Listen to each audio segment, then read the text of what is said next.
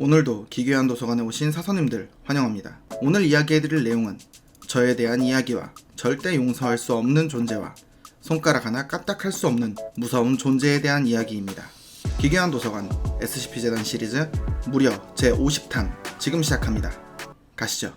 시청 위험 레벨 2 나의 이야기예요. 1년 번호 SCP-426 격리 등급 유클리드 별명 전 토스터예요.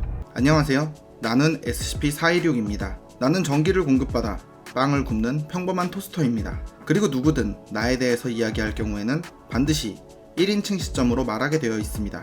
말하는 건 물론 종이에 글로 써보거나 PC나 모바일로 글을 쓰더라도 1인칭 시점으로 말하게 됩니다.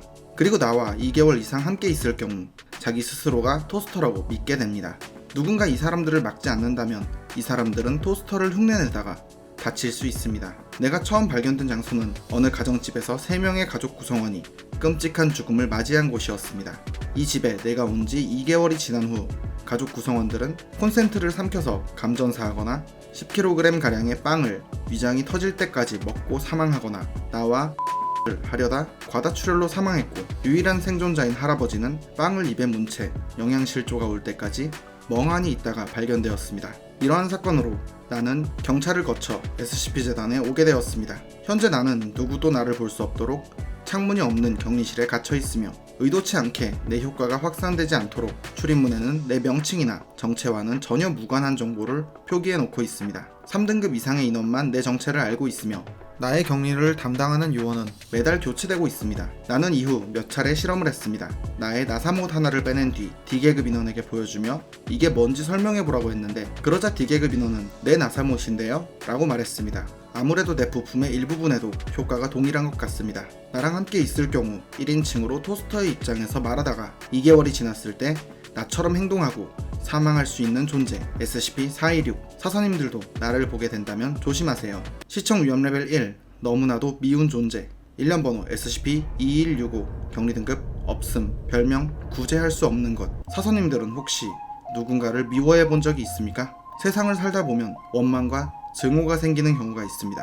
그리고 지금 이야기해드릴 존재는 이 세계의 모든 존재가 증오하는 대상에 대한 이야기입니다. SCP-2165는 그 누구도 구제할 수 없는 대상입니다. 누구도 SCP-2165가 생물인지 무생물인지조차 모르지만 확실한 건 절대로 용서할 수 없는 존재라는 것입니다. SCP-2165는 어떠한 행동을 한 가지 또는 여러 가지 일을 저질렀으며 그로 인해 모든 사람에게 용서받을 수 없는 증오의 대상으로 여겨집니다. SCP-2165가 했던 행동이 무엇인지는 이 세상 모든 존재들의 만장일치로 기억에서 말소되었다고 하며 현재 그 누구도 SCP-2165가 했던 일을 기억하고 있지 않지만 그런 건 중요하지 않습니다. 중요한 건 우리 모두가 SCP-2165를 절대로 용서할 수 없다는 것입니다. 현재 SCP-2165는 적당히 아무 곳에 방치하고 있으며 관심을 갖거나 이것에 대해 논의하는 것조차 용서할 수 없기에 SCP-2165의 정보는 초시공간적 위치에 유지된 해당 문서를 통해서만 기록되어 있으며 앞으로도 이전과 같이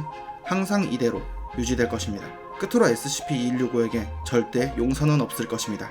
시청 위험 레벨 3 혼자 있을 때 마주치면 진짜 무서울 듯. 1년 번호 SCP-303 격리 등급 유클리드 별명 도어맨. SCP-303은 젓갈색 피부에 아무것도 입지 않은 채 야윈 체형이고 성별이 없으며 얼굴에는 오로지 커다란 입만 있습니다. 그리고 SCP-303은 쉴 틈 없이 특유의 쌕쌕거리는 소리를 내고 SCP-303과 마주친 사람은 절대적인 공포를 느낍니다. SCP-303은 관찰하는 사람의 반대편에 위치한 닫혀있는 문이나 벽 뒤에서 갑자기 나타나며 딱히 물리적으로 하는 것은 없고 특유의 소리를 내며 가만히 서 있을 뿐입니다. 그리고 일정 시간이 지나거나 반대편에서 또 다른 목격자가 나타나면 사라져버립니다. 이때 목격자들이 공통적으로 느낀 공포는 마치 거미나 뱀을 보고 두려워하는 성질과 흡사했으며 유전자에 새겨진 위험 요소에 대한 공포로 추측됩니다. 지금까지 알려진 SCP-303의 특징 중 하나는 SCP-303은 언제나 벽이나 유리창 너머에서 나타났으며 직접적으로 시각적 접촉을 하는 거리나 공간에 나타난 적은 없었다는 것입니다. 또한 신체의 10% 이상을 목격자가 쳐다보도록 두지 않았으며 그 이상의 모습을 목격자가 보게 될 경우 그 즉시 사라져버리거나 마치 뿌옇게 코팅된 유리창처럼 나머지 신체 부위가 흐리게 보이도록 변화하였습니다. SCP-303을 관찰하기 위해 전자장비를 이용하려 했었으나 SCP-303과 마주치는 순간 모든 기계들이 일시적으로 작동을 멈췄으며 장비를 정지합니다. 목격자들이 말을 걸거나 의사소통을 하려 했을 때도 모두 실패했습니다. SCP-303은 최초 발견된 것도 SCP-재단의 기지였으며 지금도 기지 외부에서 목격된 적은 없고 오로지 해당 기지에서 출몰하고 있습니다. 어떻게 기지에 들어오게 된 건지 알 수 없으나 기지에 있는 다른 SCP를 통해 우연히 들어왔거나 다른 SCP에 의해 만들어졌을 가능성도 제기됩니다. 한 번은 기지 내부의 기숙사에 거주하던 여성 요원이 샤워하던 도중 샤워 커튼 뒤에서 SCP-303의 소리와 인기척이 느껴졌고 커튼을 툭툭 치고 난 뒤 SCP-303이 있다는 것을 확신할 수 있었습니다.